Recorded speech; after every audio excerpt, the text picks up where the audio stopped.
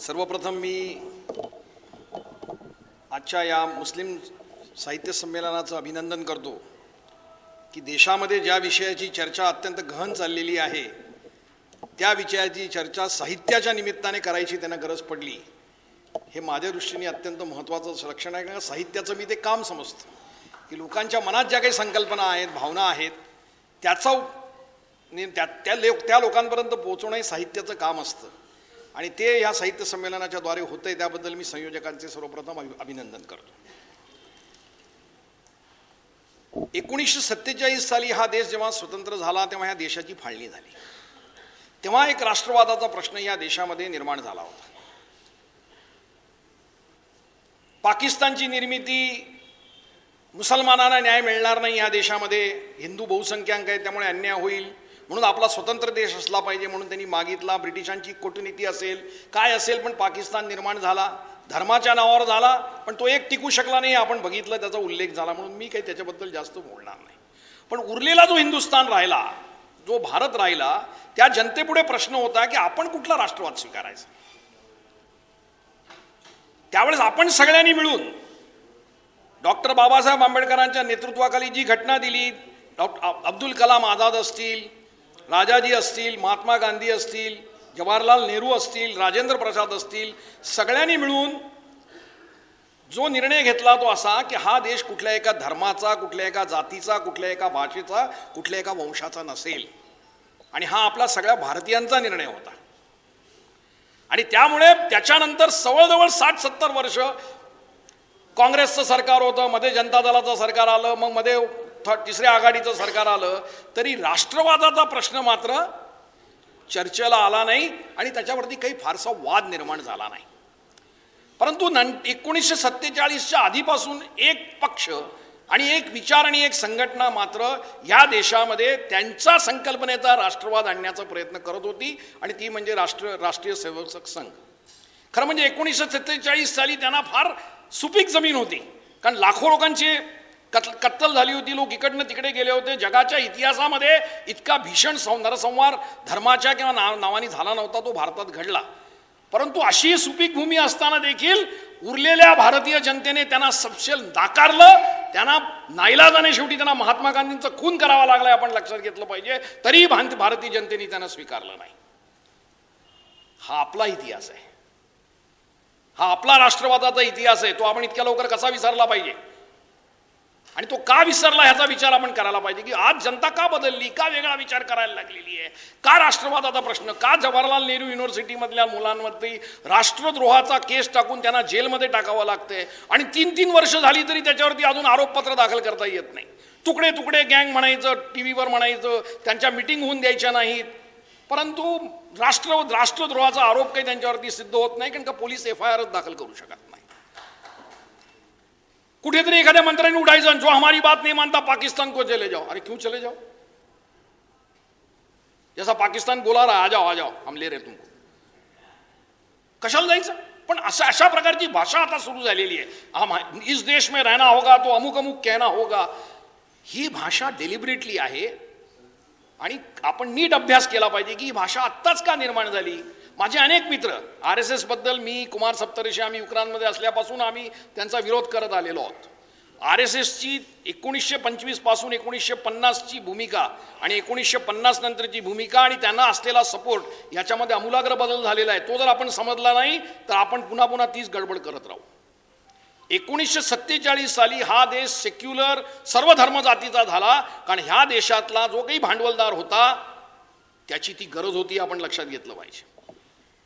हा भांडवलदार समर्थ नव्हता, हा कुणाच्या तरी कुबडीवर उभा होता, म्हणून त्यांनी बॉम्बे प्लॅन तयार केला होता। ज्या बॉम्बे प्लॅनमध्ये 1944 साली असं सांगण्यात आलं होतं की भारतामधली इलेक्ट्रिसिटी, भारतामधली स्टील इंडस्ट्री, भारतामधले सगळे मोठे इंडस्ट्री ज्याच्यामध्ये पैसे गुंतवावे लागतात आणि प्रॉफिट होत नाहीत, त्या सगळ्या पब्लिक सेक्टरमध्ये जातील, सरकारी जातील। हे कोण म्हणत होतं? टाटा बिर्ला म्हणत होते, लक्षात घ्या, टाटा बिर्ला मफतलाल म्हणत होते। हे केव्हा म्हणत होते? 1944 साली।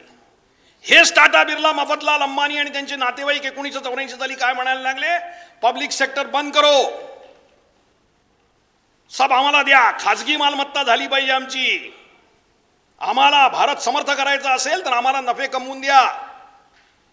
आणि आपण बघतोय की हळूहळू 1984 नंतर जी पॉलिसी बदलत गेली, त्याच्यानंतर खासगीकरण आणि प्रचंड प्रमाणामध्ये भारतामध्ये संपत्तीचा ओघ जो काही ठराविक घराण्यांकडे जायला लागला, ह्याचं चित्र आपल्या पुढे दिसतंय. आणि म्हणून 1944 टाटा बिर्ला हा 1984 साली मोहन भागवतला जाऊन भेटतो आणि त्याला सपोर्ट करतोय. लक्षात घ्या. आणि ह्या भारत 1950 नंतर जी 3 उद्दिष्ट ठेवली, त्याच्यामध्ये पहिलं उद्दिष्ट असं ठेवलं की समाजवादाला विरोध करायचा, कम्युनिस्टांना विरोध करायचा, शत्रू नंबर 1. दुसरा शत्रू म्हणून पंडित जवाहरलाल नेहरू शत्रू नंबर 1, समाजवादाला विरोध. म्हणून आजही पंडित नेहरूंचं नाव घ्यायला त्याला त्रास होतो. आणि म्हणून गडकरीला जेव्हा पंतप्रधान पदाची स्वप्न पडायला लागतात तेव्हा तो नेहरूंची तारीफ करायला लागतो. आणि मोदीला अडचणीत आणायचं असेल तसं करावं लागतं. हे राजकारण आहे, नीट समजून घ्या तुम्ही. आणि म्हणून 1950 नंतर RSSचा सगळा सपोर्ट बेस बदललेला आहे. एक अमेरिकन म्हणजे इंटरनॅशनल अमेरिकन साम्राज्यवादाचं खुलं समर्थन करणं, समाजवादाला विरोध करणं आणि ह्या देशातल्या हिंदूंना एकत्र करण्यासाठी, भीती दाखवण्यासाठी म्हणून ह्या देशाचा इतिहासाचं पुनर्लेखन करणं, इतिहासामधलं सगळं हिंदू जणू काही ह्या देशाचा इतिहास म्हणजे हिंदू मुस्लिम युद्धाचाच इतिहास होता, अशा पद्धतीने मांडून लोकांच्या मनामध्ये एक मुस्लिमांबद्दल भीती निर्माण करणं, हे राजकारण चाललेलं आहे. आणि आपण असं बघितलं पाहिजे की आज जगामध्येच एक अँटी मुस्लिम वेव आलेली आहे.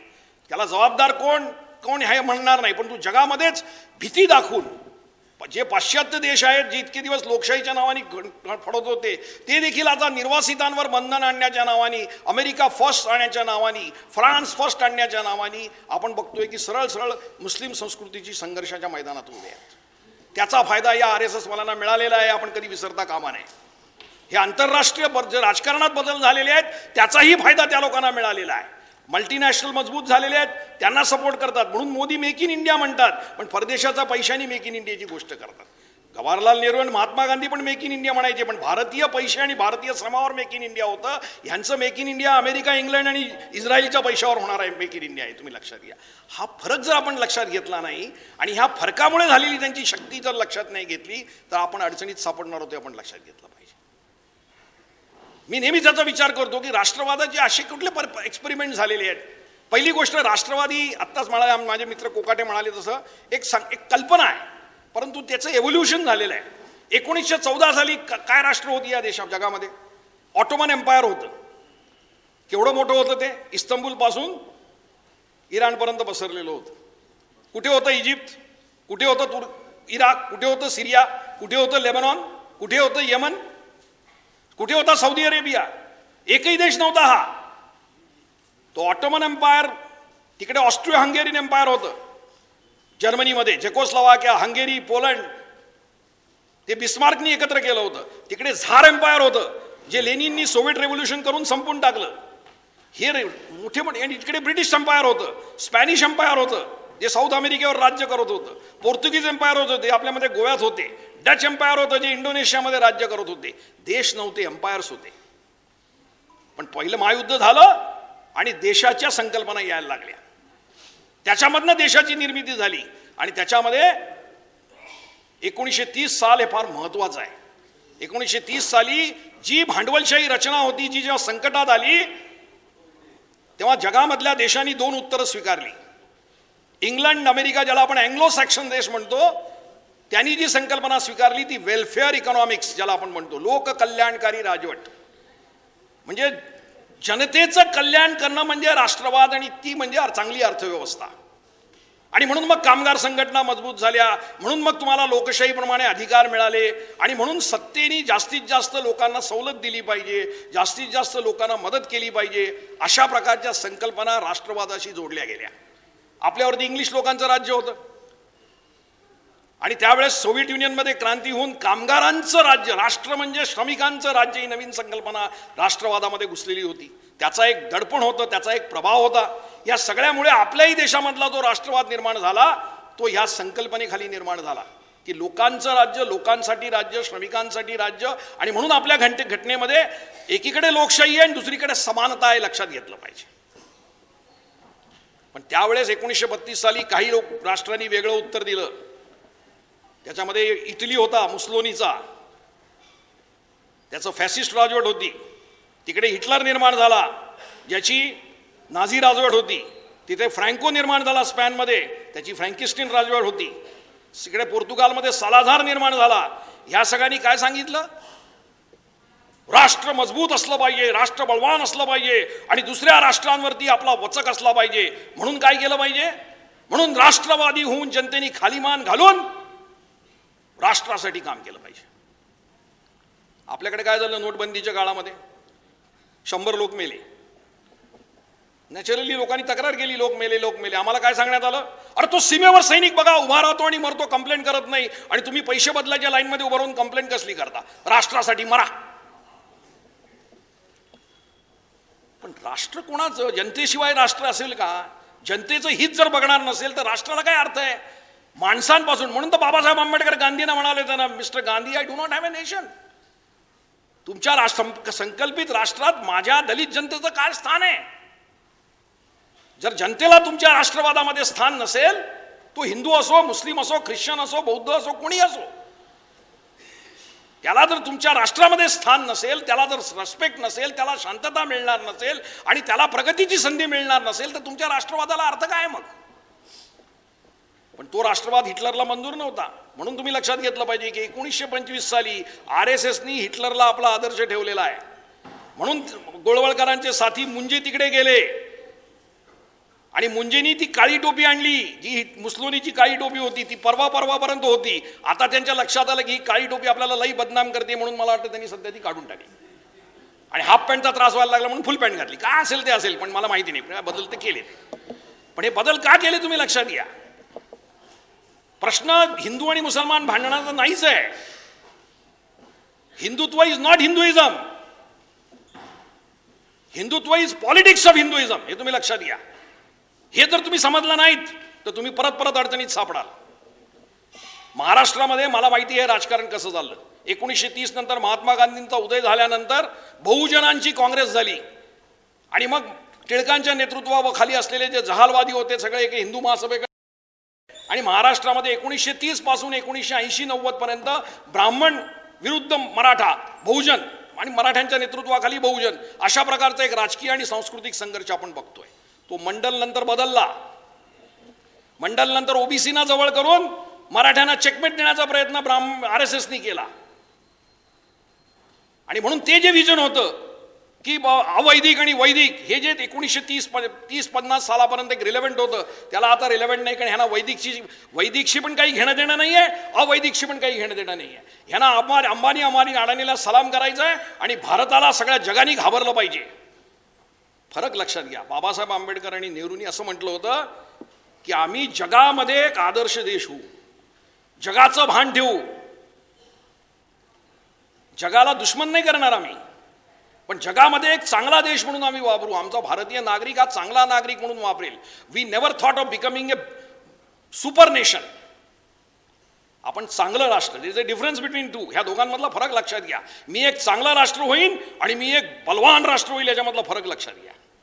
ही बलवान राष्ट्राची संकल्पना ॲटॉमिक बॉम्ब फोडून वाजपेयी आणि कंपनीने आणली.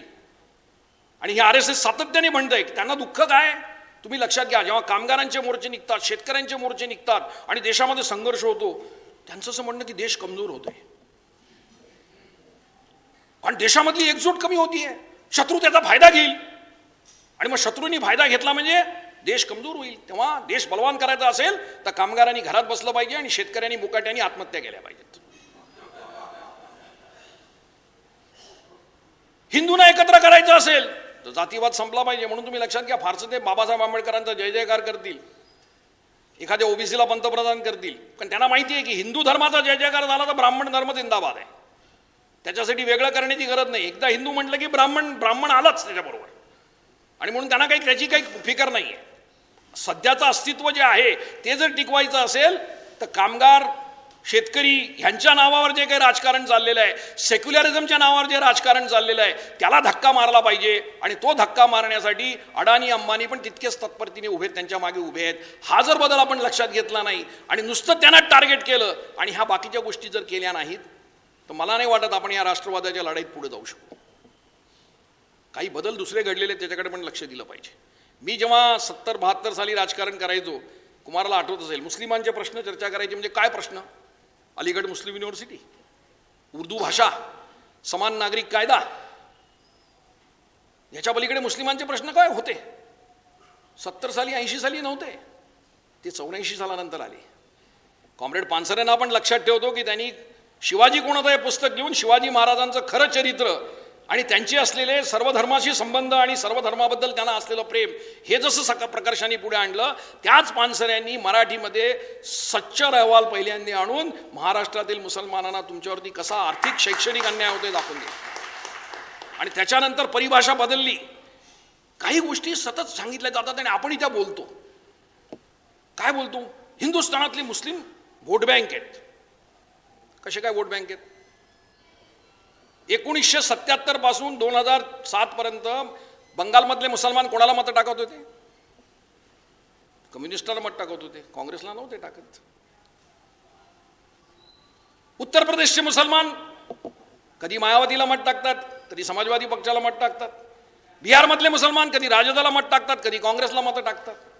केरळमधले मुसलमान काँग्रेसला मत टाकतात. तामिळनाडूमधले मुसलमान कधी डीएमकेला मतं टाकतात, कधी अण्णा डीएमकेला मतं टाकतात.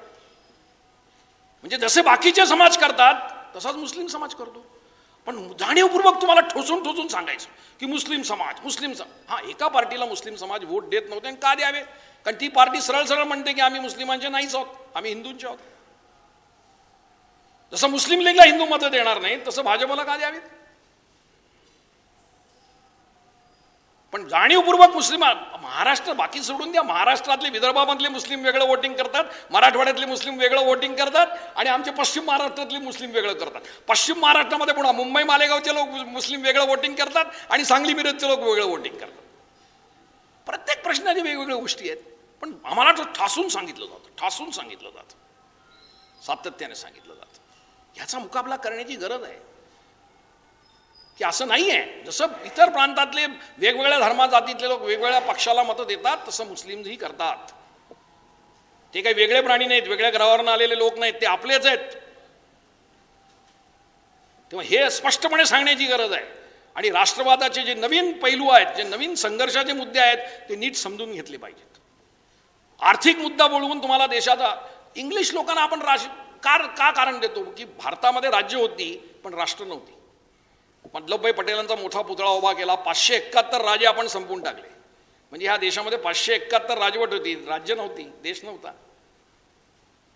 आणि ब्रिटिशांना आपण का देतो? कारण एक रेल्वे लाईन आली, एक मार्केट आलं, एक पोस्ट आला, एक रुपया आला, एक करन्सी आली आणि एक आर्थिक रचना अशी झाली की ज्याचा फायदा ह्या देशामधल्या भांडवलदारांना सहजपणे मिळत होता. म्हणून ते भारतीय आर्थिक राष्ट्रवादाच्या मार्गे उभे राहिले. परंतु जसजसे त्यांची ॲम्बिशन वाढली, त्यांची शक्ती वाढली, तरी त्यांना आता वेगळं पाहिजे. त्यांना डिफेन्समध्ये शेअर पाहिजे. अमेरिकेमध्ये तसं झालेलं आहे की defence industry is the biggest industry, म्हणून America is become a war mongering nation. तसं नरेंद्र मोदीला करायचं, म्हणून डिफेन्समध्ये प्रायव्हेटायझेशन चालू आहे. म्हणून डिफेन्समधल्या पब्लिक सेक्टरचा संपादन करून अडाणी अंबानीला डिफेन्सचे कॉन्ट्रॅक्ट देण्याचं राजकारण चाललेलं आहे. हा फक्त भ्रष्टाचाराचा प्रश्न नाही आहे, हा भविष्यातला भारत कसा असेल याचा प्रश्न आहे. आणि म्हणून मित्रांनो, भारतीय राष्ट्रवादाची मक्तेदारी कोणाची? तर मक्तेदारी ज्यांचे आर्थिक हितसंबंध आहेत, ज्यांना ते सांभाळायचं आहे, त्यांची ती मक्तेदारी आहे.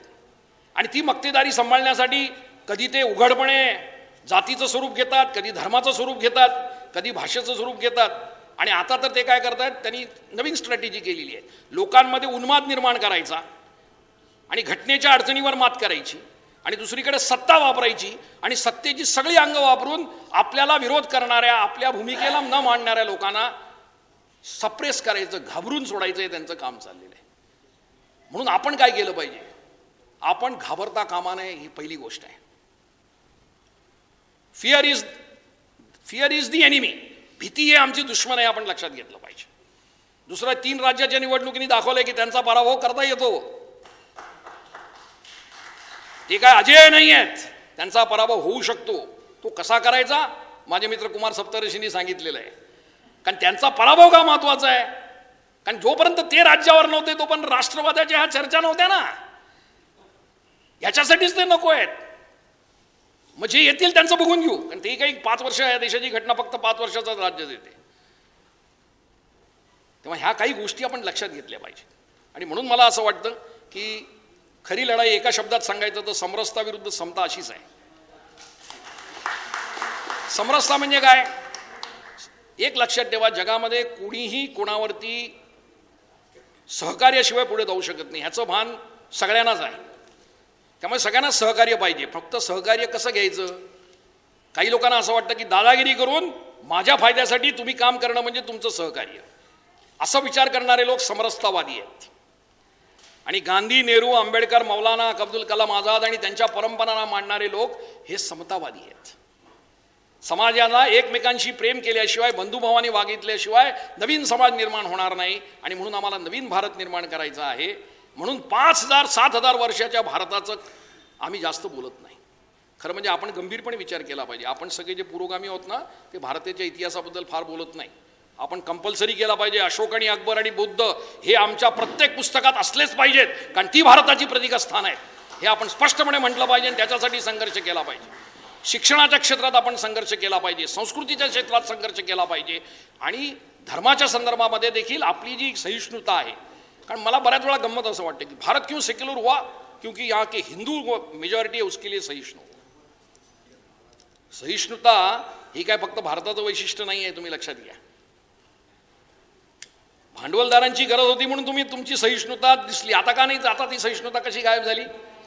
तेव्हा हे बदललेले आर्थिक आणि आंतरराष्ट्रीय संदर्भ देखील आपण राष्ट्रवादाच्या निमित्ताने चर्चा करताना लक्षात घ्यावे, एवढंच या प्रसंगी सांगतो. मला माहिती आहे वेळ बराच झालेला आहे, पण विषय इतका म्हणजे गेल्या 50-60 वर्षात मी पक्षाचं काम करतोय, पुरोगामी चळवळीचं काम करतोय. आणि पुरोगामी चळवळीपुढे राष्ट्रवादाचा सर्वात मोठं आव्हान आहे.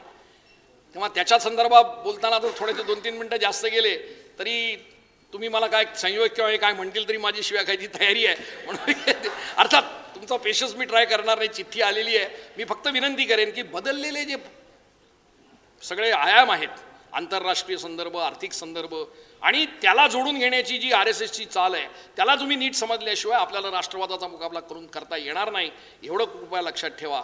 आणि कामगार आणि शेतकरी हेच ह्या देशामधले खरे वंचित श्रमिक आहेत, ते कुठल्याही धर्माचे असोत. ह्यांना घेऊनच आपण मक्तेदारी संपवू शकतो, याचं भान ठेवा. एवढीच विनंती करून मला दिलेल्या संधीबद्दल आभार मानतो.